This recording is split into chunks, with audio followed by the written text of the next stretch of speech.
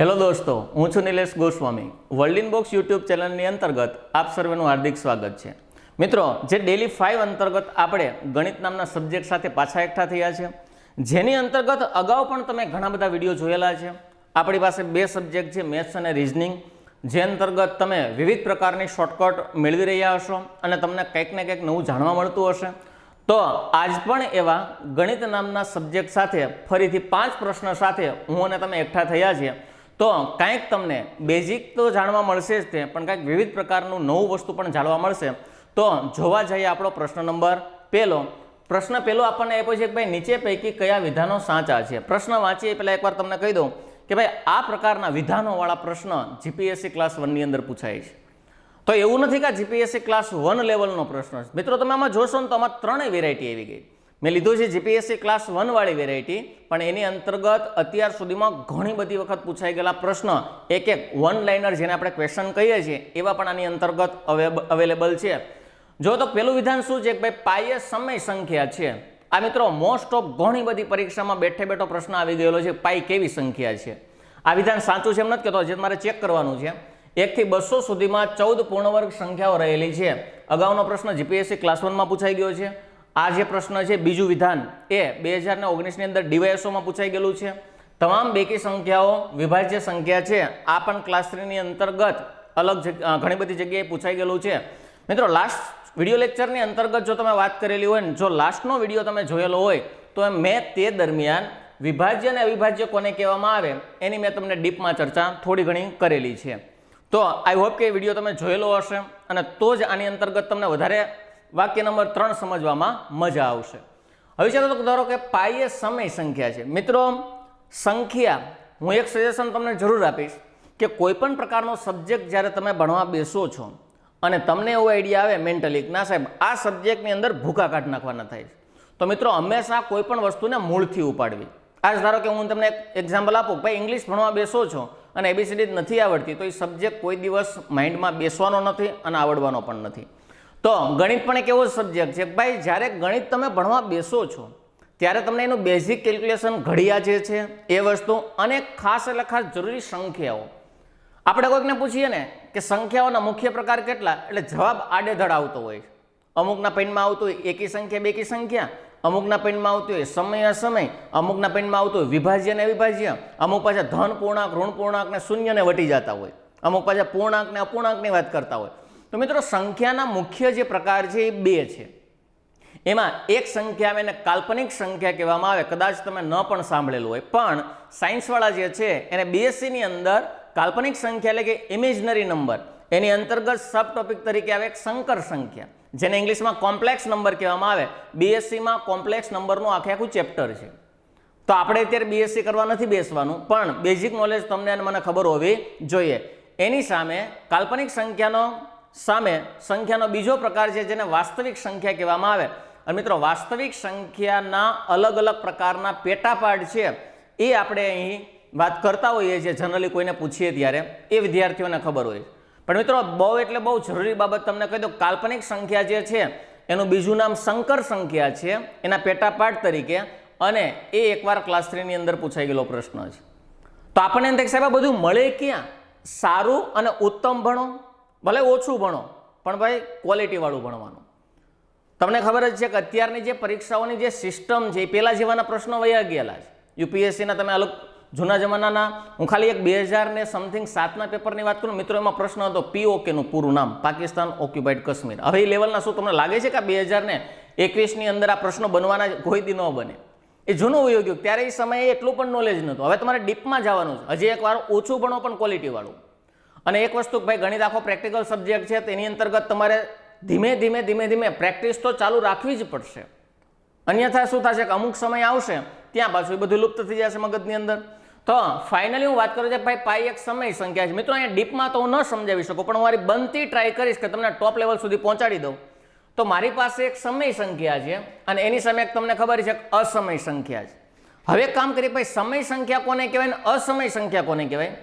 તો જે વસ્તુને હું અંશ અને છેદના સ્વરૂપમાં લખી શકું આવી કોઈ પણ સંખ્યાને શું કહેવામાં આવે? સમય સંખ્યા કહેવામાં આવે. હવે પાઈ એ કેવી છે એ મારે નક્કી કર્યું હોય તમને પહેલાં પાઈની વેલ્યુ ખબર હોવી જોઈએ. મિત્રો પાઈની એક વેલ્યુ છે 22/7 અને પાઈની બીજી વેલ્યુ છે જેને કહેવામાં આવે 3.14. હવે એક સમજો ખાસ એટલે ખાસ, મેં તમને સમય સંખ્યાની વ્યાખ્યા આપી અંશ અને છેદ. તો શું આ 22/7 અંશ અને છેદના સ્વરૂપમાં છે? હા મિત્રો, દેખાય જ છે, ઉપર છે અંશ ને નીચે છે છેદ. એનો મતલબ એવો થાય કે આ સંખ્યા જે છે એ કેવી છે? સમય સંખ્યા છે.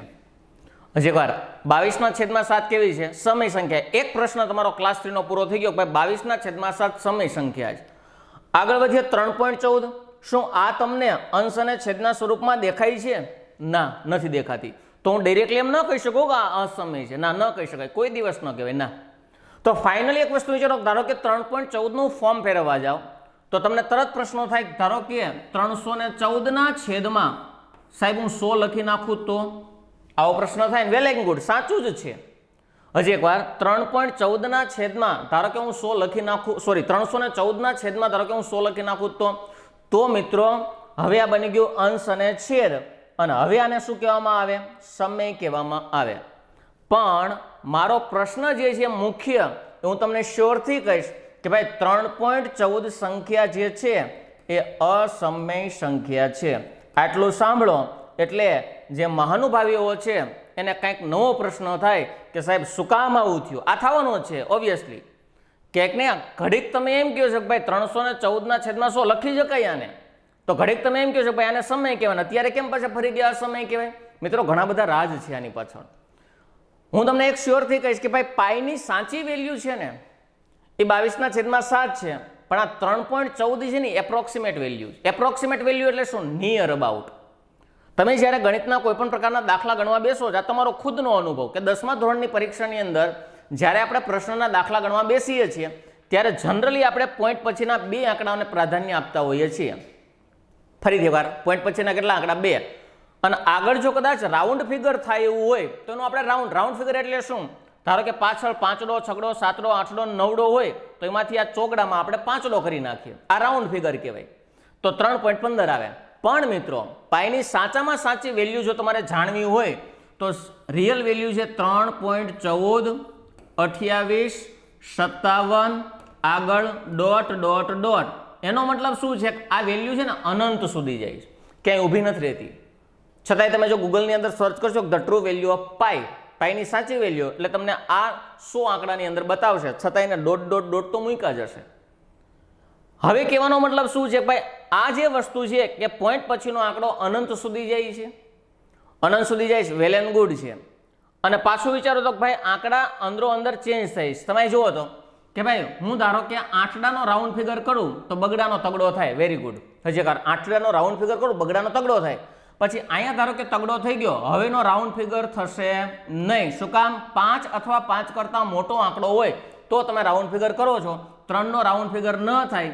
એટલા માટે આપણે સર્વ સામાન્ય રીતે સ્પીડથી દાખલા ગણવા માટે અને સ્પીડ લાવવા માટે આપણે સીધા જ 3.14 ને ધ્યાનમાં લઈએ છીએ. તો આ પાઈ પાછળનું રાજ છે. મિત્રો પાઈ એટલે હકીકતમાં તમને કહેવા જાવ ને તો પાઈ એટલે 180 ડિગ્રી. આ કદાચ હું તમને એમ કહું ગુજરાતની અંદર ભણતા વિદ્યાર્થીઓની અંદર ગુજરાતની અંદર લગભગ 95% વિદ્યાર્થીઓને નહીં ખબર હોય કે પાઈ એટલે 180 ડિગ્રી થાય, લગભગને ન ખબર હોય. તો હું શ્યોરથી કહીશ કે ભાઈ જે વસ્તુ બેઝિક છે એ તમને આઈડિયા હોવો જોઈએ. રેડી?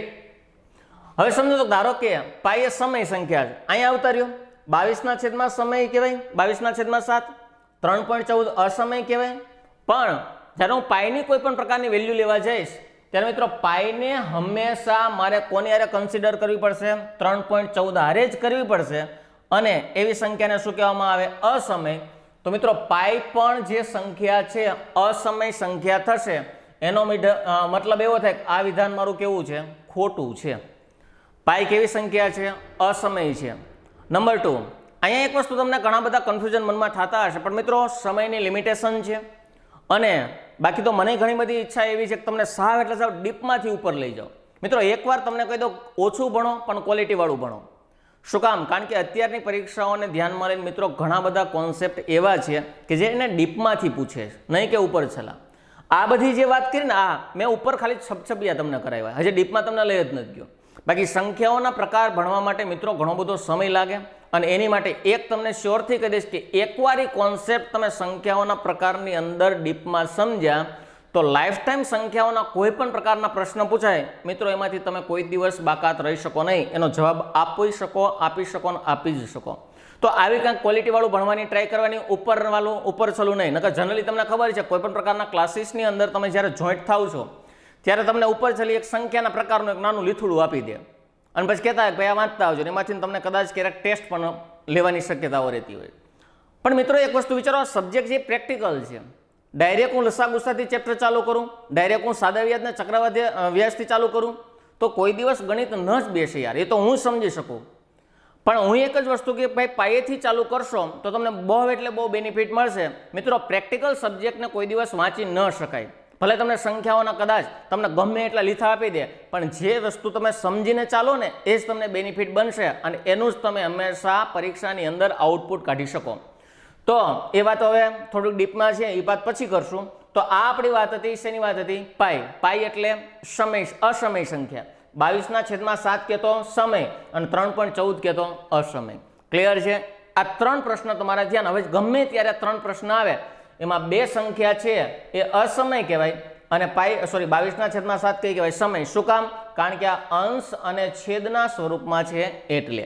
બાકી જે ટ્રાન્સફર કરવાનું આવે છે પણ એ બધોય કોન્સેપ્ટ છે મેં કીધું ભાઈ જ્યારે એકવાર શાંતિથી મને અને તમને રૂબરૂ ભણવાનો મોકો મળશે ત્યારે આપણે એની ડીપમાં ચર્ચા કરશું. તો આગળ વધીએ. હાલો, આ એક વાક્ય મને કીધું ભાઈ હું ખોટું છું. શું કામ? પાઈ કેવી સંખ્યા છે? અસમય. Very good. હવે આપણે ડીવાયએસઓના વાક્યની અંદર આવતા રહીએ. પ્રશ્ન વાક્ય મને એવું કહે છે કે ભાઈ 1 થી 200 સુધીમાં 14 પૂર્ણવર્ગ સંખ્યાઓ છે. 2019ની અંદર ડીવાયએસઓની અંદર પૂછાણેલું આ વાક્ય. પૂર્ણવર્ગ એટલે શું? કે જેનું વર્ગમૂળ નીકળી શકે. મિત્રો મેં તમને કદાચ કીધું હોય તો ન કીધું હોય, આજ ફરીથી એકવાર કદાચ કીધું હોય તો રિપીટ કરી દઈએ કે મિત્રો 25 સુધીના તમને વર્ગ આવડતા હોવા જોઈએ. બહુ એટલે બહુ બેનિફિટ વાળા છે. બેઝિક કરો છો અને 25 સુધીના વર્ગ એટલે કોઈ તમારી માટે બહુ અઘરી બાબત નથી. તમે ઘણા બધા સબ્જેક્ટ, કારણ કે તમે ઇતિહાસ ભણો છો, એમાં ઘણી બધી સાલો યાદ રાખો છો, ઘણી બધી તારીખો યાદ રાખતા હશો, નામ પણ એટલા બધા યાદ રાખો છો. તો એના કરતાં અને આમે યાર 15 સુધીના તો બધાને આવડતા જ હોય. 10 કરવાના રહ્યા, 10માં તમે 2, 4, 21નો અને 20નો ની કાઢી નાખો એટલે જનરલી 7, 8 જ વર્ગ કરવાના છે. એકવાર હરીપટ બેસી જાઓ એટલે એ 7, 8 છે પણ થઈ જાય. પણ હું એક સજેશન સારું આપીશ કે ભાઈ શોર્ટકટ એવીને ધ્યાનમાં લ્યો. હું આજે તમને એક શોર્ટકટ વર્ગની આપવાનો છું.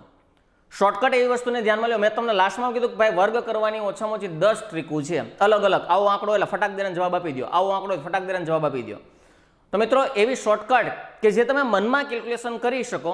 હું તમને ફોર એક્ઝામ્પલ નાના અમુક દાખલા જે છે મેં એમાંની એક ટ્રીક તમને આપવાનું છું કે તમને એમ કે ભાઈ 50 સુધીના વર્ગની અંતર્ગત, હજી એકવાર 1 થી 50, 25 સુધીના તમને કહી દીધું છે. આગળ જો તમને એમ કે ભાઈ 48નો વર્ગ કેટલો થાય? 48, 40 અને 8, 48નો વર્ગ કેટલો થાય? તો મિત્રો તરત તમારા મગજમાં એક રમવું જોઈએ કે સાહેબ 2304 થાય. તમને એમ કહો ભાઈ 46નો વર્ગ કેટલો થાય? તો મિત્રો 46નો વર્ગ એટલે 2116 થાય. ફાઇનલી મેં 2 વર્ગ લીધા. એક મેં કેટલો કીધો ભાઈ? 48. 48નો વર્ગ શું કીધું? 2304. અને એક કયો લીધો? 46. એનો કેટલો લીધો? 2116. 21 અને 16 આ મેં 2 વર્ગ કર્યા. ટ્રીક ફટાફટ આપી દઈએ કે ભાઈ 48 એટલે 50માં કેટલા ઘટે? 2. હવે 2 ઘટે છે એટલે બાદબાકી શેમાંથી કરવાની? 25 ને 25 ને યાદ રાખી અને મૂકી જ દેવાનું. ભગવાનનું નામ લઈને મૂકી દેવાના. ક્યારે? 50ની આજુબાજુ હોય ત્યારે. હજી એક વાત સમજો, જ્યારે ટ્રીક 50ની આજુબાજુ હોય ત્યારે ભગવાનનું નામ લઈને કોને મૂકી દેવાના? 25 ને મૂકી જ દેવાના. આગળ વિચારો કેટલા ઘટે? 2 ઘટે છે, બાદ કરો. 25માંથી 2 જાય તો 23 અને આ 2 રહ્યા, 2નો વર્ગ 04, જવાબ આવી ગયો 2304. આગળ વધીએ કે ભાઈ કેટલા છે? 46. કોની આજુબાજુ? 50. ભગવાનનું નામ લઈને કોને મૂકવાના? 25. Very good. 46 એટલે 50માં કેટલા ઘટે? 4. Very good. 4 બાદ બાકી કરી દો. 25માંથી 4 જાય તો 21 અને 4નો વર્ગ 16, આવી ગયો 2116. ક્લિયર છે? આટલું આવડે ને એટલે તમને 41 થી 50 સુધીના વર્ગ આવડે. 41 થી 50. ફોર એક્ઝામ્પલ હું તમને કહું 44, મોઢે જ ગણવાનું. 44 કોની આજુબાજુ? 50. કોનું નામ લેવાનું? ભગવાનનું. કેટલા મૂકવાના? 25. હવે વિચારો તો મેં તમને કેટલો આંકડો કીધો છે? તો તમે તરત કહેશો સાહેબ 44 મેં કીધેલા છે. 25 ને મગજમાં યાદ રાખ્યા? હા રાખ્યા છે. 44 એટલે 50 માં કેટલા ઘટે તો કે 6. ફરીથી એકવાર 50 માં કેટલા ઘટે ભાઈ 6. પણ આ 6 બાદ કરવાના શેમાંથી કરવાના તો કે 25 માંથી. 25 માંથી 6 જાય તો 19 અને 6 નો વર્ગ તો કે 36. એટલે મારો જવાબ કેટલો આવશે 19 36 મારા પ્રશ્નનો જવાબ આવશે. ક્લિયર છે? એટલે આવી ટ્રીકો પણ કહી શકાય કે ભાઈ જ્યારે કોઈ પણ 50 ની આજુબાજુ આંકડો છે ત્યારે 25 માંથી શું કરી દેવાના બાદ કરવાના રહેશે. હવે સમજો તો ધારો કે તમામ 1 થી 200 સુધીમાં 14 પૂર્ણ વર્ગ સંખ્યાઓ છે. મિત્રો પૂર્ણ વર્ગ એટલે એવો સંખ્યા કે જેનું વર્ગમૂળ નીકળી શકે. પૂર્ણ વર્ગના ઘણા બધા નિયમો છે મિત્રો. 5 નિયમો છે પૂર્ણ વર્ગના. અને પરીક્ષાની અંદર મોસ્ટ આઈએમપી પૂછાતો કોઈ પણ પ્રકારનો ટોપિક હોય મિત્રો એ આવડો આ છે. આપેલી સંખ્યા પૂર્ણ વર્ગ છે કે નહીં, આપેલી સંખ્યાને કેટલા વડે ગુણતા એ પૂર્ણ વર્ગ થાય, ભાગતા પૂર્ણ વર્ગ થાય, પ્લસ કરતા પૂર્ણ વર્ગ થાય, માઇનસ કરતા પૂર્ણ વર્ગ થાય. મિત્રો 5 નિયમો એવા છે ગોલ્ડન તમારી પાસે કે 5 નિયમો તમને ગમે એવી પૂર્ણ વર્ગ કે જવાબ આપી દે ને આપી દે. કેટલા નિયમો છે 5. ક્લિયર છે? એમાં અમુક નિયમો તમને ખબર હશે કે ભાઈ પૂર્ણ વર્ગ સંખ્યાનો એકમનો અંક કોઈ દિવસ 2, 3, 7 અથવા 8 હશે નહીં. આ નિયમ તમને કદાચ ખબર હશે. પણ શૂન્યવાળો, પોઈન્ટવાળો, સરવાળાવાળો આ નિયમોની આપણને ખબર હોતી નથી. તો એ પછી એક વાત કરશું, પણ અત્યારે સમજીએ કે ભાઈ 1 થી 200 સુધીમાં 14 પૂર્ણ વર્ગ સંખ્યા છે. મિત્રો વર્ગ બોલો. પૂર્ણ વર્ગ એટલે શું કે જેનું વર્ગમૂળ નીકળી શકે. 1 નું નીકળી શકે. 1 નું વર્ગમૂળ 1, 4 નું વર્ગમૂળ 2. વર્ગમૂળ એટલે નાનામાં આવો એના વર્ગમૂળ કહેવામાં આવે. મોટામાં જાવ તો વર્ગ કર્યો કહેવાય. 3 નો વર્ગ 9, 9 નું વર્ગમૂળ 3, 4 નો વર્ગ 16, 16 નું વર્ગમૂળ 4, 5 નો વર્ગ 25, 25 નું વર્ગમૂળ 5. તો તમે 25 સુધી પહોંચ્યા. 25 માં કેટલા આંકડા આવ્યા તો કે 5 આવ્યા. તો મારે આંકડા બોલવાના પણ કોને નહીં વટવાના તો ફાઇનલી આ 200 ને મારે વટવાના થતા નથી, કારણ કે તો સંખ્યા આપી. તો વિચારો તો ધારો કે હું 11 થી ચાલુ કરો. 11 નો વર્ગ 121. હજી એકવાર 11 નો વર્ગ કેટલો થાય 121. પાછું વિચારો તો ધારો કે હું એમ કહું ભાઈ 12 નો વર્ગ તો 100 ને કેટલો થઈ ગયો 44. પાછું વિચારો તો 13 નો વર્ગ તો કેટલો થઈ ગયો 169. અને મિત્રો ધારો કે 14 ની વાત કરવા જઈએ, 14 નો વર્ગ કેટલો થાય 196 થશે. તો ફાઇનલી હું તમને એમ કહેવા જાઉં ભાઈ 196 હોય તો આ 196 એ ક્યાં સુધીમાં આવી ગયા છો તમે 200 સુધીમાં આવી ગયેલા છો. હજી એકવાર ક્યાં સુધીમાં આવી ગયા છો 200. તો વિચારો તો આ 200 સુધીમાં જ્યારે તમે આવ્યા છો ત્યારે તમારો આંકડો જે છે એ કોને ટચ થાય છે ભાઈ 200 ને અંદર આંકડો રહે છે. હવે પાછું વિચારો તો આ જે હું ટચ થયો એ કોને થયો છે 14 નો વર્ગ 196 થાય, પણ આ 15 નો વર્ગ 200 ને કેટલો થઈ જાય 25. તો 225 શું થઈ ગયા 200 ને વટી ગયા. હજી એકવાર આ 225 જે છે એ 200 ને શું થઈ ગયા ભાઈ વટી ગયા. એનો મતલબ શું થયો કે ભાઈ 200 સુધીમાં કેટલા આંકડા પૂર્ણ વર્ગ આવી ગયા 14. શું કામ 14 નો વર્ગ 196, 196 નું વર્ગમૂળ કેટલું થઈ ગયું 14. તો આ જે બીજા નંબરનું વિધાન છે એ મિત્રો કેવું છે સાચું છે, કારણ કે 200 સુધીમાં કેટલા આંકડા આવશે 14 સુધીના વર્ગ કરો એટલે 200 ની અંદર રમશે. 15 એટલે 225 તો 200 વટી ગયા. રેડી? આગળ વધીએ. આગળ જો વાત કરવા જઈએ કે ભાઈ તમામ બેકી સંખ્યા વિભાજ્ય સંખ્યા છે. મિત્રો આ વિધાન કેવું છે ખોટું છે. મેં લાસ્ટ વિડીયોની અંદર તમને સમજાવેલું છે કે આવું થવા પાછળનું કારણ શું છે. તમે લાસ્ટ વિડીયો જો શાંતિથી સમજેલો હશે ને જોયેલો હશે તો એનો તમને આઈડિયા આવી જશે કે ભાઈ બગડો એકમાત્ર એવી સંખ્યા છે કે જે બેકી છે અને ભેગો અવિભાજ્ય છે. હજી એકવાર બગડો એકમાત્ર એવી સંખ્યા છે કે જે બેકી છે અને કેવી છે અવિભાજ્ય છે. આવું અગાઉ આપણે કંઈક ને કંઈક સમજી ગયેલા છીએ. મેં તમને આખો જીપીએસસી ક્લાસ 1 નો પ્રશ્ન કરાવેલો તે દરમિયાન મેં એની ડીપમાં ચર્ચા કરેલી છે. હવે એનો કોઈ ટાઈમ વેસ્ટ કરવાનો મતલબ છે નહીં. તો વિચારો બગડો છે એ કેવી સંખ્યા છે બેકી, પણ એ પાછી વિભાજ્ય છે નહીં. એનો મતલબ એવો થાય કે ભાઈ આ વિધાન કેવું છે ખોટું. તો ભાઈ પહેલું ખોટું, બીજું સાચું ને ત્રીજું ખોટું. તો જવાબ શું આવશે માત્ર બીજું વિધાન જે છે એ સાચું છે. એટલે ઓપ્શન કયો આવવાનો છે તો કે બી મારો જવાબ આવવાનો છે. ક્લિયર છે? આગળ વધશું. આગળની વાત કરવા જાય કે ભાઈ કોઈ એક રકમ ચક્રવૃદ્ધિ વ્યાજે 10 વર્ષમાં બમણી થાય છે. બમણી થાય છે તો કેટલા વર્ષે 8 ગણી થાય. મિત્રો ગણી નામનો એક કોન્સેપ્ટ આવે છે સાદા વ્યાજ અને ચક્રવૃદ્ધિ વ્યાજને. સાદું વ્યાજ હોય તો એ દાખલો ગણવાની સાવ એટલે સાવ શોર્ટ ટ્રીક છે, પણ એ અલગ છે. હું વાત કરું ચક્રવૃદ્ધિ વ્યાજ એના કરતા ઇઝી ટ્રીક. બમણી એટલે શું તો અહીંયા હું શુદ્ધ ગુજરાતીમાં એને કહીશ કે 2 ગણી થાય છે. ફરીથી એકવાર કેટલા ગણી થાય છે 2 ગણી. ફોર એક્ઝામ્પલ હું આખો ટોપિક સમજાવવા માટે હું 2-3 વેરાયટી લઈ લઈશ કે ભાઈ 2 ગણી થાય છે, અમુક સમયે 3 ગણી થતી હોય, અમુક સમયે 4 ગણી થતી હોય, અને અમુક સમયે 5 ગણી થતી હોય, પણ પરીક્ષાની અંદર મોસ્ટ આઈએમપી પૂછાતા 2 ટોપિક એ 2 ગણી 3 ગણી છે. વધુમાં વધુ જે પ્રશ્ન પૂછાય છે એ શેના છે તો કે 2 ગણી અને 3 ગણી. 4 અને 5 બહુ રેર કેસમાં પૂછાય છે, લગભગ તો પૂછાણા જ નથી, પણ છતાંય પૂછી નાખે તો આપણે ધ્યાનમાં લેવું. હવે ચાલો તો પહેલેથી ચાલુ કરો તો મિત્રો આમાં અમુક વર્ગવાળી ટ્રીક કરાવતો હોય, મારે વર્ગ કરે મતલબ જ નથી. 2 ની 1 ઘાત ને 2 ની 2 કાંઈ નથી કરવું. સમજો એક ટોપિક કેટલા ગણી થાય છે 2 ગણી, એટલે લખ નાખું 2 ના 2. પહેલેથી હું ચાલુ કરું છું 2 ગણી એટલે 2 ના 2. હવે ચાલો તો ભાઈ એના 2 ગણા તો કે 4. અહીંયા શું આપ્યું 2 ગણા 2 ગણા 2 ગણા 2 ગણા કરતા જ રહ્યો. ફરીથી એકવાર 2 ના 2 ગણા 4, 4 ના 2 ગણા 8, 8 ના 2 ગણા 16, 16 ના 2 ગણા 32, 32 ના 2 ગણા 64, 64 ના 2 ગણા 128 થાય. તો ફાઇનલી શું કર્યું 2 ગણા 2 ગણાના ગણા હેલું જ જવાનું. ક્યારે ચક્રવૃદ્ધિ વ્યાજ હોય ત્યારે. આ વિચારો કેટલા ગણી થાય છે 3 ગણી. પહેલા હું શું લખી નાખીશ 3. હવે 3 ગણા 3 ગણા 3 ગણા કરતા રહ્યો. હાલો 3 એકા 3, એના 3 ગણા તો કે 9, 9 ના 3 ગણા તો કે 27, 9 તેરી 27 થાય. એના 3 ગણા તો કે 81, 81 ના 3 ગણા તો કે 243. હાલો ક્લિયર છે. 81 તેરી 243 થાય. ફરી વાત 3 ગણા કરતું જ રહેવાનું. આગળ વિચારો કેટલા ગણા આવ્યા 4 ગણા. તો પેલા હું મૂકી દઈશ 4 ના 4, 4 ના 4 ગણા 16. શું કામ 4 4 16. હવે 16 ના પાછા 4 ગણા, 4 ગણા એટલે ગુણ્યા 4. ફાઇનલી વિચારો 16 ચોક 64 અને 64 ના 4 ગણા એટલે 200 કેટલા થઈ ગયા 56. 3 આંકડામાં જ રમવાનું, વધારે નહીં. આગળ વિચારો 5. તો પેલા લખ નાખું ભાઈ 5 ના 5, એના 5 ગણા 25, એના 5 ગણા 125, એના 5 ગણા 625, એના 5 ગણા 31, 25 થાય, પણ અત્યારે નથી લેવું. તો ફાઇનલી શું થયું ભાઈ જ્યારે 2 ગણી કે એટલે ગણી 2 ગણી હાલું જ જવાનું. 3 ગણી કે એટલે 3 ના 9, 9 ના 27, 27 ના 81. 4 ગણી કે તો 4 ના 4 ગણા 16, એના 4 ગણા 64, એના 4 ગણા 256. તો જેટલા ગણા કે એટલાને ધ્યાનમાં લેવા. તો અહીં કેટલા ગણી મને આપેલી છે 2 ગણી મને આપેલી છે. એટલે હવે આપણે પ્રશ્નને સમજીએ ફરીથી એકવાર.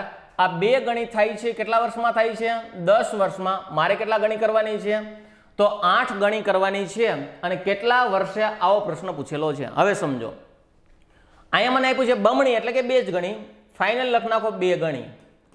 હવે 2 ગણી કરતા જાઓ, 8 આવે ત્યાં ઊભા રહી જજો. ફરી 2 ગણી કરતા જાઓ, 8 આવે ત્યાં ઊભા રહી જાઓ, કારણ કે મારો ટાર્ગેટ છે ને 8 ગણો છે. પહેલે ચાલુ કરો 2 ના 2 ગણા 4, સોરી પેલા 2 ના 2 લખ્યા, 2 ના 2 ગણા 4, 4 ના 2 ગણા 8 આવી ગયા 8. હજી એકવાર પેલા 2 ના 2 લખ્યા, 2 ના 2 ગણા 4, 4 ના 2 ગણા 8. પાછું વિચારો તો અહીંયા આ 2 ગણી કરવા માટે એના વર્ષ કેટલા લીધા હશે 10 વર્ષ. Very good. હાલો આ 10 વર્ષ પૂરા 2 ગણી મને રકમ આપી છે એ મેં મૂકી દીધી. હવે શું છે ભાઈ એની પાછી 2 ગણી કરવા માટે મને પાછા 10 વર્ષ લાગ્યા હશે. તમને ખબર છે ભાઈ ચક્રવૃદ્ધિ વ્યાજની અંદર વ્યાજનું પણ વ્યાજ મળે. આ આઈડિયા તમને છે જ તે. તો કે પેલી 2 ગણી કરવા માટે 10 વર્ષ લીધા હશે, એના પછી પાછી 2 ગણી કરવા માટે પાછા 10 વર્ષ લીધા હશે. હવે પાછી એની ડબલ એટલે કે 2 ગણી કરવા માટે બીજા મેં 10 વર્ષ લીધા હશે. તો કે આ હવે પાછું વિચારો ભાઈ 2 ના 4 ને 4 ના 8, તો 8 ગણી કરવા માટે મેં ટોટલ 10, 20 અને 30, મારા ટોટલ વર્ષ કેટલા થઈ ગયા છે ભાઈ 30 વર્ષ અહીં લીધેલા છે. કેટલા વર્ષ લીધેલા છે ભાઈ 30 વર્ષ. નકર આવું થાય સમજજો. મને કેટલા ગણી આપી હતી ભાઈ 2 ગણી. હવે વિચારો તો મારે કરવાની કેટલા હતી તો કે 8 ગણી. ખાસ એટલે ખાસ સમજો. બીજી ટ્રીક આપણે આપી દઈએ ભેગી. આ ઈઝી પડે ભાઈ 2 ના 4 ને 4 ના 8. હવે અહીં 32 કીધી હોત તો 2 ના 4, 4 ના 8, 8 ના 16 ને 16 ના 32. તો હજી હું 10, 10, 10, 10 અને 10 5 વાર 10 મૂકે તો 50 થઈ જાય. હવે વિચારો તો ભાઈ ગણી કેટલા થાય છે 2 ગણી. આ 2 ગણી કેટલા વર્ષે થાય છે તો કે 10 વર્ષે થાય છે. અને મારે કેટલા ગણી કરવાની છે 8 ગણી. તો વિચારો હું 2 ની એવી કેટલી ઘાત મૂકું જેના કારણે મને 8 જવાબ આવે. તો તરત તમે કહેશો સાહેબ 2 નો ઘન 8 થાય એટલે 2 ની 3 ઘાત કરો એટલે 8 થાય. તો વિચારો કેટલી ઘાત મૂકી 3. તો ફાઇનલી આના જોડે ગુણ્યા 3 કરી નાખો તો કે 10 તેરીને 30 વર્ષ મારો જવાબ આવે. દાખલો થઈ ગયો પૂરો. આપણો જવાબ આવી ગયો 30 વર્ષ. રેડી. આ પણ મેથડ છે. તમને જે મજા આવે આપણો જવાબ આવશે એ 30 વર્ષ. રેડી. 2 મેથડથી મેં તમને દાખલા કરાવી દીધેલા છે. તમને આ મજા આવે તો ભલે ને ઓલી મજા આવે તો ભલે, પણ અહીંયા તમને વર્ગ અને ઘન વિશે તમને થોડીક માહિતી ડીપમાં હોવી જોઈએ. આગળ વધીએ. આગળનો જે પ્રશ્ન આપણને આપ્યો છે મિત્રો 2017 ની અંદર 16-17 ની અંદર યુપીએસસીમાં પૂછાઈ ગયેલો પ્રશ્ન છે. એ પ્રશ્નને સમજીએ પહેલા જનરલી તમને છે ને કોઈ પણ પ્રકારનો મધ્યક તમને આપી દીધો હોય, એક આના ઘડીક જવા દઈએ પછીને સમજીએ, પહેલા આપણે બેઝિક સમજીએ.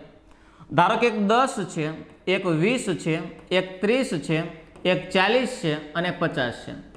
તમને કોઈ એવો પ્રશ્ન પૂછવામાં આવે કે ભાઈ એની સરેરાશ એટલે પ્રાપ્તાંકોનો સરવાળો ડિવાઇડેડ બાય પ્રાપ્તાંકોની સંખ્યા. મધ્યક પણ એ જ છે, પ્રાપ્તાંકોનો સરવાળો ડિવાઇડેડ બાય પ્રાપ્તાંકોની સંખ્યા. સરવાળો કરો તો ભાઈ 50 અને 40 90 અને 30 120 120 માં 20 નાખો એટલે 140 ને 10 150. આ 150 ના છેદમાં સંખ્યા કેટલી 1 2 3 4 ને 5 5 મૂકો એટલે 5 13 ને 15 મારો મધ્યક કેટલો આવી ગયો 30. આવું કાંઈક મને મળે.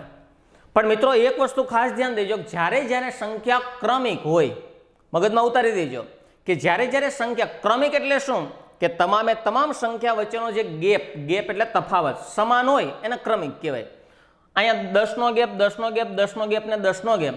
તો જ્યારે મિત્રો આવા કોઈ પણ પ્રકારનો કોન્સેપ્ટ હોય ત્યારે હંમેશા વચલા આંકડાને પકડી લેવાનો. વચલો આંકડો કયો છે 30. આ જ મારો જવાબ હોય. નવાઈ લાગશે? બીજું વિચારીએ. ધારો કે વિચારો 5 10 15 20 અને 25. ધારો કે આ દાખલો આવ્યો ક્રમિક છે ભાઈ, 5 નો ઘડિયો છે 5 10 15 20 25. વચલાને ઉપાડો. વચલો કોણ છે 15. દાખલો પૂરો. 15 મારો મધ્યક. તો કહેવાનો મતલબ એવો છે કે જ્યારે સંખ્યાઓ ક્રમિક હોય, ક્રમિક એકી હોય તો એ નહીં લાગુ પડે. હું તમને એમ કહું કે ભાઈ 3 આવ્યા 5 આવ્યા 7 આવ્યા 9 આવ્યા અને 11 આવ્યા. હવે તમને એમ કે ભાઈ આનો મધ્યક શોધો તો 2 આ બાજુ 2 ઓલી સાઈડ, વચ્ચે કોણ આવ્યો 7. આ મારો શું આવી ગયો જવાબ? મધ્યક મારો મળી ગયો, સરેરાશ મને મળી ગઈ. તો જ્યારે પ્રાપ્તાંકો ક્રમિક હોય ત્યારે હંમેશા મધ્યક ક્યાં હશે? વચ્ચે અને વચ્ચે જ હશે. ક્લિયર છે? વચ્ચે મળ્યો અને વચ્ચે મળ્યો. પણ ક્યારે? સંખ્યાઓ ક્રમિક હોય ત્યારે. હવે આવતા રહીએ આપણે મુખ્ય પ્રશ્નની અંતર્ગત.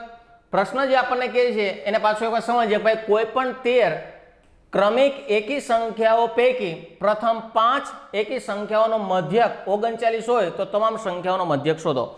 મને કેટલી સંખ્યાઓ આપેલી છે? 13 સંખ્યાઓ આપેલી છે મિત્રો. કોઈ પણ પ્રકારનો x નહીં, કોઈ પણ પ્રકારનો y નહીં, સીધો જ આપણે 13 ટપકા કરીએ. આ 1, આ 2, આ 3, આ 4, આ 5, આ 6, 7, 8, 9, 10, 11, 12 અને 13.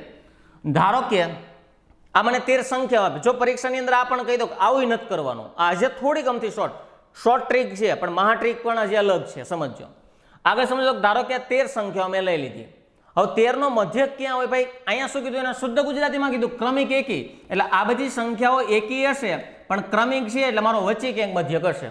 મધ્યકને પકડો તો કે ભાઈ 1 2 3 4 5 6 સંખ્યા એટલે અહીંથી પડ્યું. અહીં વિચારો 1 2 3 4 5 6 અહીંથી પડ્યું. તો આવડું આ મારો શું હશે ભાઈ?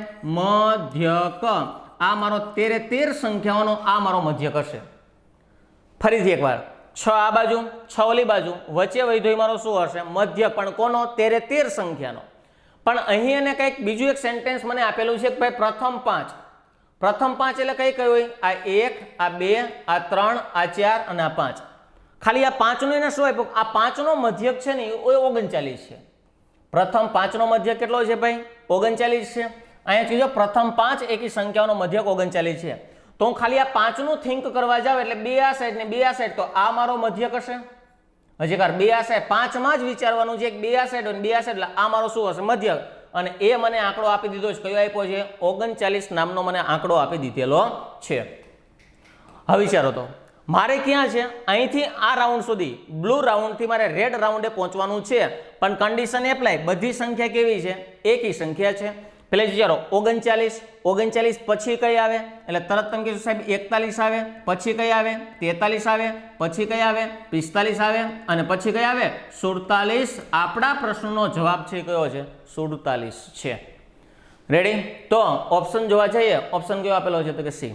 હજી એકવાર 39 40 41 42 43 44 45 46 46 ને 47. આ વસ્તુ બની. હવે હું વાત કરવા જાઉં છું મહાટ્રીકની. હાવ એટલે શુદ્ધ ગુજરાતીમાં વિચારો તમે. સાવ એટલે સાવ. પહેલી 5 નો મધ્યક ક્યાં હોય? 2 આ બાજુ ને 2 આ બાજુ એટલે ત્રીજો ક્રમ મારો મધ્યક હશે. હજી કરે કેટલામો હશે? ત્રીજો. આ એક સમજાણો. 13 સંખ્યા એટલે શું? 6 આ બાજુ 6 આ બાજુ, 7મો પ્રાપ્તાંક મારો મધ્યક હશે. એટલે એક જગ્યાએ આવ્યો ત્રીજો પ્રાપ્તાંક અને એક જગ્યાએ આવ્યો 7મો પ્રાપ્તાંક. ક્લિયર છે? એક બાજુ છે ત્રીજો અને એક બાજુ છે 7મો. મારે 3 થી 7 જવાનું છે. એટલે વિચારો આ 3, આ 4, આ 5, આ 6 અને આ 7. ત્રીજો પ્રાપ્તાંક મેં અહીંથી લીધો, આગળ 2 છે એને કાઢી નાખો, એનું કંઈ કામ નથી, કારણ કે અહીંથી મને 39 આપેલા છે. પ્રથમ 5, 2 આ સાઈડ, 2 આ સાઈડ, વચ્ચેનો ત્રીજો. 13 સંખ્યા, 6 આ બાજુ, 6 આ બાજુ, વચ્ચેનો પ્રાપ્તાંક. 6 દુને 12 થાય એટલે 7મો પ્રાપ્તાંક 13મો થશે, એ એક્ઝેક્ટ વચ્ચે હશે. તો વિચારો મારે 3 થી 7 જવાનું, એટલે 3, આ 3, આ 4, આ 5, આ 6 અને આ 7. અહીં કેટલા આપ્યા છે? 39. જો મોઢે હું કેલ્ક્યુલેશન કરાવું છું, આ 39, 39 પછી 41, 41 પછી 43, 43 પછી 45 અને 45 પછી તો જવાબ આવી જાય 47. ક્લિયર છે? આપણો જવાબ કયો આવશે? સી. શું કામ આવું લીધું? કારણ કે કેવી સંખ્યા છે? એકી સંખ્યા છે. જો અહીંયા શબ્દ એકી ન આપેલો હોત તો તમે સીધું લેત 39, 40, 41, 42 ને 43. પણ ક્યારે કાંઈ કીધેલું હોત નહીં, ત્યારે એકી કે બેકી કીધી હોત તો અહીંયા તો 39 ન આવે, તો બીજો આંકડો આવે, ધારો કે 38, તો 40, 42, 44 ને 46 જવાબ આવે. રેડી? શબ્દ કયો વાપરો છે એના ઉપર ધ્યાનમાં લેવું. જોઈએ આગળનો પ્રશ્ન. આગળ કીધું છે ભાઈ એક બોક્સમાં 5 લીલા, 4 પીળી અને 3 સફેદ લખોટી છે. ત્રણેય લખોટીને આડા અવળા ક્રમમાં ફેંકવામાં આવે છે, તો ત્રણેય લખોટી જુદા રંગની નીકળે તેવી સંભાવના કેટલી હશે? મિત્રો, સંભાવનાનો પ્રશ્ન આવ્યો. આ દાખલો સોલ્વ કરાવું એ પહેલા સંભાવનાના બેઝિક કોન્સેપ્ટ જે છે તમને ખબર હોવી જોઈએ કે ભાઈ સંભાવના એટલે શું. તો સંભાવનાને આપણે જનરલી આવી રીતના દર્શાવીએ છીએ કે ભાઈ સંભાવના એટલે ફેવરેબલ, જેને કહેવામાં આવે કે ભાઈ જે તમે વિચારો છો એ અનુસંધાનમાં તમારે ઉપર લેવાનું થશે, કુલ જે વસ્તુઓ હશે એને નીચે લેવાનું થશે. હું અહીંયા છે ને, હું મારા કોન્સેપ્ટથી જ્યારે ભણાવું છું ત્યારે હું સૂત્રનો શુદ્ધ પ્રયોગ નથી કરતો હોતો. હું એક જ મૂકું કે ભાઈ ધારેલા પ્રાપ્તાંકો અને છેદમાં હું મૂકી દઈશ એ કુલ પ્રાપ્તાંકો. હજી એકવાર કહી દઉં કે હું કોઈ દિવસ બને ત્યાં સુધી જે એ સૂત્ર છે એને કોઈ દિવસ ધ્યાનમાં લેતો નથી. બાકી તમને ખબર છે કે એમાં ફેવરેબલ ઓબ્ઝર્વેશન આવે અને ટોટલ ઓબ્ઝર્વેશન એવું કાંઈક હોય છે. પણ એ વસ્તુને આપણે ધ્યાનમાં નથી લેતા કે ભાઈ ધારેલા પ્રાપ્તાંકો અને કુલ પ્રાપ્તાંકો હું મારા કોન્સેપ્ટથી ભણાવું છું એટલા માટે. તો અહીંયા ધારેલું શું છે અને કુલ શું છે? કુલમાં શું આવે કે ભાઈ 5 લીલી, 4 પીળી અને 3 સફેદ લખોટી છે. એને શું કીધું છે કે ભાઈ ધારેલું શું, એને શું વિચાર્યું? એને એવું વિચાર્યું કે ભાઈ જો ફેંકવામાં આવે તો ત્રણેય લખોટી જુદા રંગની નીકળે. ત્રણેય કેવી નીકળે? જુદા રંગની. આ કોન્સેપ્ટને હજી એકવાર જો હું ડીપમાં સમજાવવા જાઉં તો ફાઇનલી એવું વિચારજો કે ભાઈ અને હોય અને એક શબ્દ હોય અથવા. મિત્રો હજી એકવાર કહી દો કે આ દાખલો નાનો સૂનો નથી. હાયર લેવલની પરીક્ષાઓમાં એટલે કે ક્લાસ 3ની જે સારામાં સારી પોસ્ટ છે એમાં પૂછાઈ ગયેલા પ્રશ્ન છે. ફાઇનલી એક વસ્તુ વિચારો, એક અને આવે ને એક અથવા આવે. અને આવે ત્યારે પ્લસ કરવાનું અને અથવા આવે ત્યારે શું કરવાનું? ગુણાકાર. હજી એકવાર, અને આવે એટલે પ્લસ, અથવા આવે એટલે શું કરી દેવાનું? ગુણાકાર કરવાનું રહેશે. સોરી, રિવર્સ કોન્સેપ્ટ છે, સોરી. ફરીથી એકવાર, અને આવે ત્યારે ગુણ્યા કરવાનું રહેશે અને અથવા આવે તો શું કરવાનું રહેશે? તો કે પ્લસ.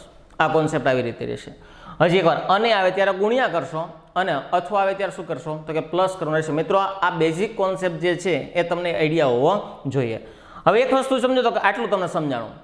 હવે આખું જો ચેપ્ટર મેં જ્યારે આપણી એપ્લિકેશનની અંતર્ગત જ્યારે સંભાવનાની વાત કરી છે એ કોન્સેપ્ટ મેં તમને ડીપમાં સાવ સમજાવેલો છે. પણ અહીં એક ઉપર છેલ્લી વાત કરી દો કે ભાઈ 10C2 હોય એનો મતલબ શું છે કે ભાઈ 10 ને 2 સ્ટેપ નીચે ઉતારો. કયા કયા? તો કે 10 ગુણ્યા 9.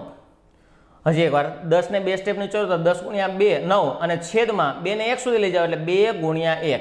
છેદ ઉડાડો તો ભાઈ અહીંયા 5 દુને 10 થાય અને 9 પંચાને કેટલા થઈ ગયા? 45. તો જ્યારે 10C2 આવે એટલે મારો જવાબ શું આવશે? 45 જવાબ આવશે. 10 શું છે, C શું છે અને 2 શું છે? તો એક વસ્તુ વિચાર, આને કોમ્બિનેશન નામનું ચેપ્ટર કહેવામાં આવે. ચેપ્ટર 2 છે પરમ્યુટેશન અને કોમ્બિનેશન. કોમ્બિનેશન એટલે પસંદગી અને પરમ્યુટેશન એટલે ગોઠવણી કહેવામાં આવે. તો એ બંને ચેપ્ટર એક ડીપમાં છે, સંભાવના થોડુંક વધારે ડીપમાં છે. એ જ્યારે આપણે મેં હમણાં જ કીધું ભાઈ સમયની અમુક લિમિટેશનના હોવાના કારણે આ બધી વસ્તુને હું અહીં ડીપમાં સમજાવી શકીશ નહીં. બાકી તમને કોન્સેપ્ટ એકવાર કરાવી દે તો આઈ એમ શ્યોર કે તમે લાઈફ ટાઈમ ન ભૂલે.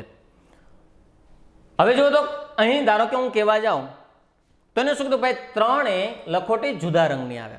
પાછું પહેલા જ વિચારો તો ભાઈ 4 5 કેવી છે? તો કે લીલી છે. Very good. આગળ વિચારો તો ભાઈ 4 કેવી છે? તો કે પીળી છે. આગળ વિચારો તો ભાઈ 3 કેવી છે? તો કે સફેદ છે. 3 કેવી છે? સફેદ. હવે એક વસ્તુ વિચારો તો ભાઈ 5 લીલી 4 પીળી અને 3 સફેદ છે, આમાંથી લેવાની જ કેટલી? 1. તો આમાંથી મારે 1 લખોટી લેવી પડે, આમાંથી 1 લખોટી લેવી પડે અને આમાંથી 1 લખોટી લેવી પડે, કારણ કે લખોટી 3 લેવાની. 3 લ્યો અને 3 લખોટી જુદા રંગની ક્યારે આવે ભાઈ? 3 જુદી હોય. એક લીલી આવે, એક પીળી આવે અને એક સફેદ આવે તો જ 3 જુદા રંગની બને, બાકી બનશે નહીં. ક્લિયર છે? હવે ધારો કે આમાંથી હું લઉં ભાઈ પીળી કેટલી લેવાની છે? 1. તો આને કહેવાય 5C1.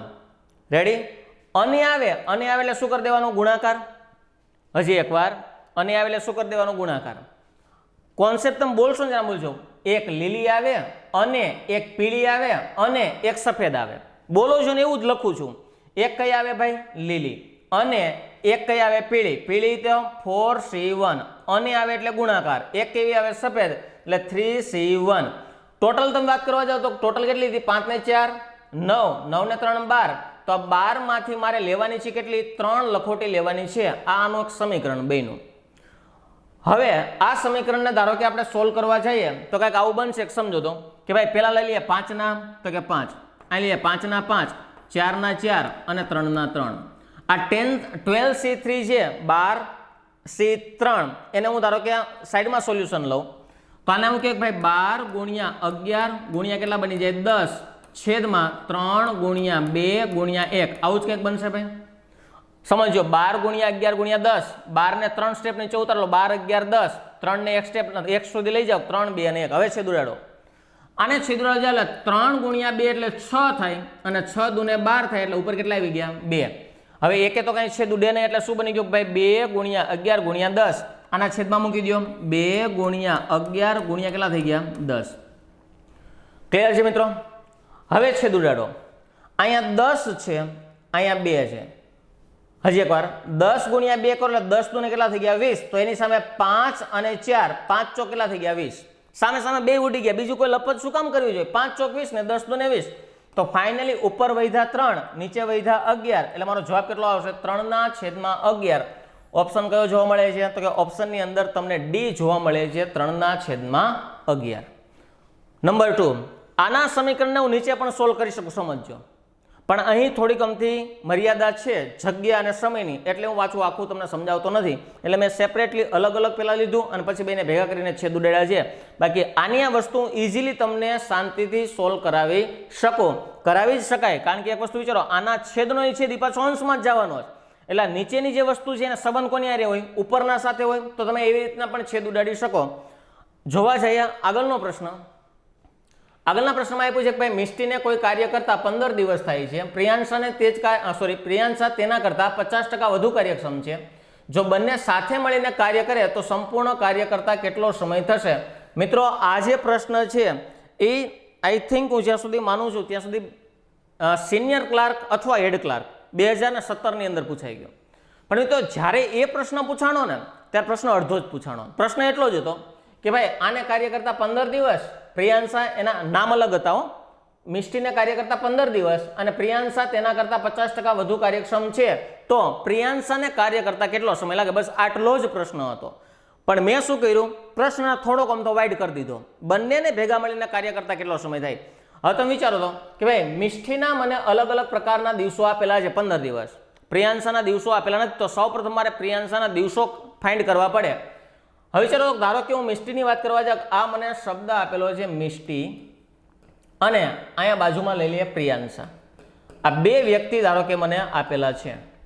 હવે બંનેનો કોન્સેપ્ટ તમે સમજો કે ભાઈ મિષ્ટી જે છે ને એને કાર્ય કરતા કેટલા દિવસ થાય છે? 15 દિવસ થાય છે.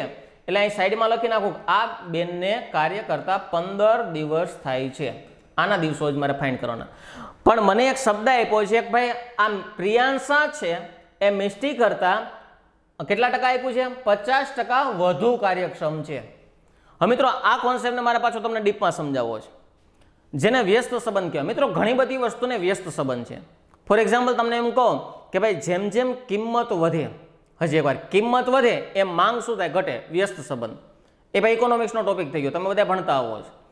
ત્યારબાદ ધારો કે હું એક વસ્તુ વાત કરવા જાઉં કે સમય, અંતર અને ઝડપ અંતર્ગત ઝડપ અને સમય, તમારી ઝડપ જેમ જેમ તમે વધારો એમ ડેસ્ટિનેશન સુધી પહોંચવા માટે સમય કેવો લાગશે? ઘટશે. પણ ધારો કે હું મારી ઝડપને ઘટાડી દઉં તો ઓબ્વિયસલી સમય શું થવાનો? વધવાનો. તો ફાઇનલી આ બંનેને પણ કેવો સંબંધ છે? વ્યસ્ત. કોને કોને? ઝડપ અને સમયને. તો મિત્રો અહીંયા પણ કાર્યક્ષમતા અને દિવસોને વ્યસ્ત સંબંધ છે. વ્યસ્ત એટલે શું? એક વસ્તુ વધે છે તો સામે એક વસ્તુ ઘટે છે. આ બંનેને વ્યસ્ત સંબંધ કહેવાય. તો અહીંયા આપણને શું જોવા મળ્યું? ભાઈ જેમ જેમ કાર્યક્ષમતા વધે એમ દિવસો શું થાય? ઘટે.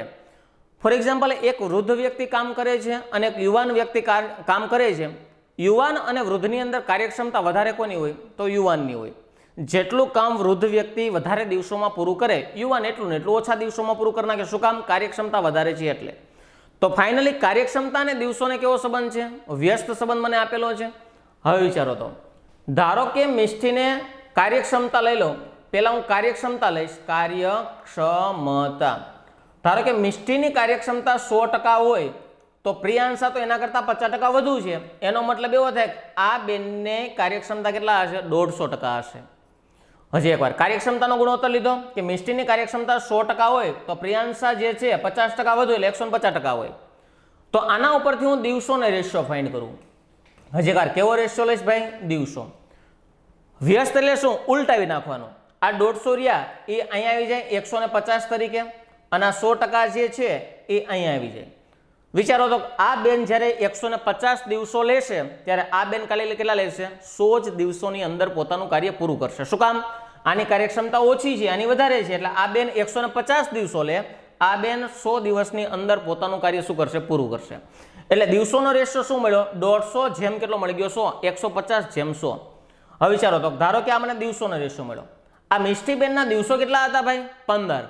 તો આ 150 માંથી મારે 15 કરવા હોય તો એક જ મીંડું કાઢવાનું. હજી એકવાર, મિષ્ટીબેનના 150 હતા, એમાં મારે 15 કરવું, ખાલી કેટલા કાઢી નાખવાના? એક મીંડું કાઢી નાખો. એક મીંડું એ બેનનું કાઢ્યું તો એક મીંડું આનું કાઢી નાખો. જવાબ આવી ગયો કે પ્રિયાંશાને કાર્ય કરતા કેટલા દિવસ થશે? 10 દિવસ થશે. હવે મને બેયના મળી ગયા કે ભાઈ મિષ્ટીને કાર્ય કરતા 15 દિવસ થાય છે અને પ્રિયાંશાને કાર્ય કરતા કેટલા દિવસ થાય છે? 10 દિવસ. જો મિષ્ટી અને પ્રિયંકા બે સાથે મળીને કાર્ય કરે તો કાર્ય કરતા કેટલો સમય લાગે? ક્લિયર છે? હવે આપણો પ્રશ્ન અહીંયા સુધીમાં જે મેં સિનિયર ક્લાર્કની વાત કરેલી એ પ્રશ્ન એ પૂરો થઈ ગયો. જવાબ આવી ગયો 10 દિવસ. ખાલી ક્રોસમાં જ ચાલવાનું ફટાફટ. એને આ પૂરો થઈ ગયો. હવે આપણો મુખ્ય પ્રશ્ન જે મેં જાતેમાં અહીંયા વધારેલો પ્રશ્ન છે એને વાત કરીએ કે ભાઈ જ્યારે બે અલગ અલગ વ્યક્તિના દિવસો આપેલા હોય અને જ્યારે બંનેને ભેગા કરવાના થાય ત્યારે એક શોર્ટકટ તમને આપી દઉં બે જ વ્યક્તિ માટે કે ઉપર લેવાનો ગુણાકાર, નીચે લેવાનો સરવાળો. ફરીથી એકવાર, ક્લાસ 3 માં આવા પ્રશ્ન બહુ પૂછાય છે. હજી એકવાર, જ્યારે બે વ્યક્તિના અલગ અલગ દિવસો મને આપેલા હોય ત્યારે ઉપર લેવાનો ગુણાકાર, નીચે લેવાનો સરવાળો. ગુણાકાર કરો 15 ગુણ્યા 10. વેરી ગુડ, લખી નાખ્યા 15 ગુણ્યા 10. નીચે લઈ લો સરવાળો 15 ને 10 તો કે 25. ઉપર લેવાનો ગુણાકાર, નીચે લેવાનો સરવાળો. રેડી? આગળ વધીએ. છેદો 5 તેરી 15, 5 5 25, 5 દુને 10, આગળ 3 દુને 6. બંને બેન જ્યારે સાથે મળીને કાર્ય કરે તો સંપૂર્ણ કાર્ય કેટલા દિવસમાં પૂરું કરી નાખશે? 6 દિવસની અંદર પૂરું કરી નાખે. ઓપ્શન કયો આવશે? તો ગડી. ક્લિયર છે? આ મેં તમને શોર્ટકટની વાત કરી. હવે જે તમે ગણો છો એની વાત કરીએ. આ દાખલા ગણવાની અલગ અલગ પ્રકારની ઘણી બધી મેથડ છે. શોર્ટકટ હજી એકવાર, બે વ્યક્તિનું અલગ અલગ હોય અને બંનેનું ભેગી કરવાની વાત આવે ત્યારે ઉપર લેવાનો ગુણાકાર, નીચે લેવાનો સરવાળો. દાખલો થઈ ગયો પૂરો.